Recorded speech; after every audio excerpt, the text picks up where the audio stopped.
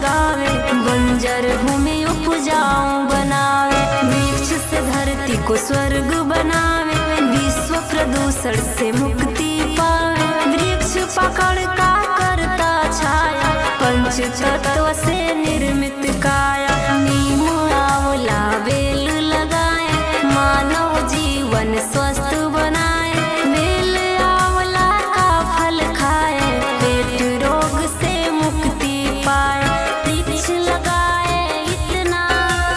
बचे न एक कोठा, वृक्ष की छाया इतनी फैले शीतल हो चहुओ,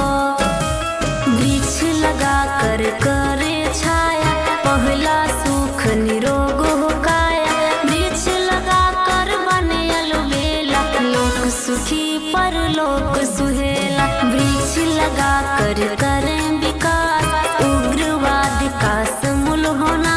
वृक्ष लगाए स्थान सुरक्षित, शिक्षा से कोई रहे न वंचित, वृक्ष लगाए दो आम के